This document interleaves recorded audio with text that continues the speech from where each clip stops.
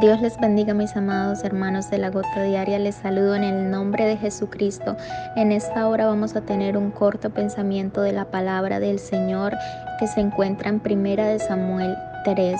Toda la historia sobre cuando Jehová llama a Samuel. Y el verso 3:1 dice: el joven Samuel servía a Jehová en presencia de Elí.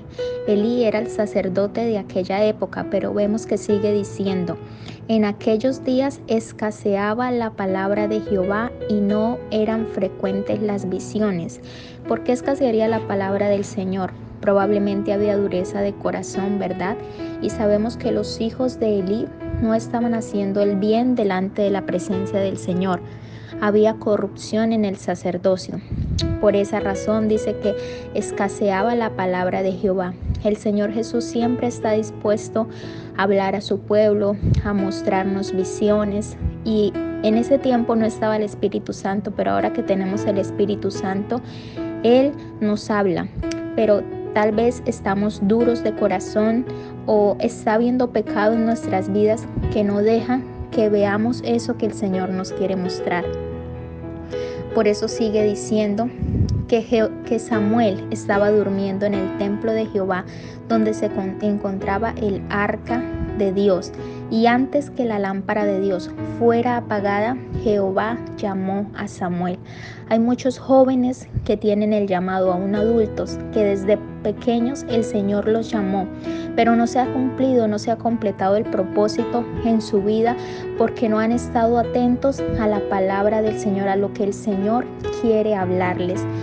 Y el Señor llamó a Samuel y éste respondió: heme aquí, pero fue corriendo a donde estaba Elí y le dijo: ¿para qué me llamaste? Entonces es cuando Elí le responde: no, yo no te he llamado, ve y acuéstate. Y volvió Jehová y la segunda vez llamó a Samuel. Si Jehová ya había llamado a Samuel la primera vez, ¿por qué Samuel no reconocería por segunda vez la voz del Señor si no había sido Elí?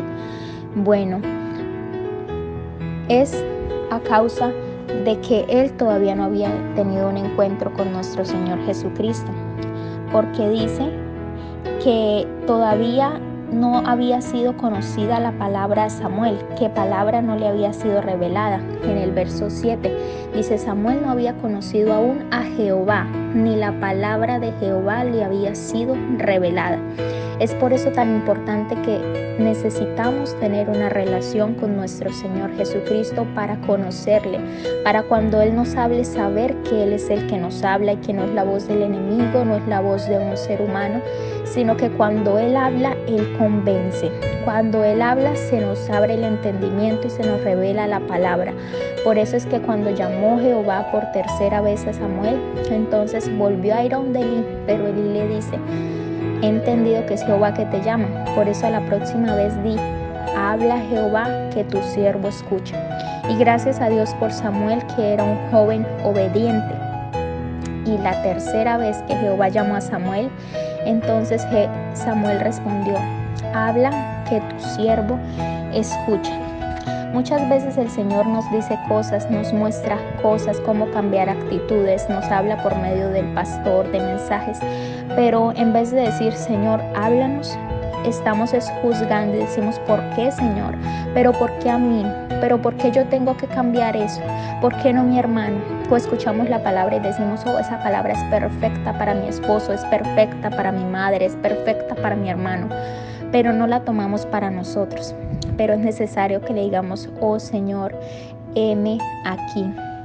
Heme aquí. Y qué hermoso que Dios escogió a Samuel desde muy corta edad, porque Ana prometió llevar a Samuel hasta el aposento, hacia los atrios de Jehová. Y es lo que nosotros como padres debemos hacer. Si nosotros tenemos hijos, esos hijos no llegaron al mundo sin propósito. Todos en el mundo tenemos un propósito y desde pequeños debemos estar llevando a nuestros hijos al altar, llevándolos a esos atrios, a esos lugares para que ellos entren a la presencia, al aposento alto del Señor, y el Señor pueda mostrarle la visión. Es que en estos tiempos no escasee como escaseaba la presencia del Señor en el tiempo de Samuel, sino que podamos seguir teniendo una relación, que el Señor nos hable y nosotros digamos: he aquí tu siervo oye.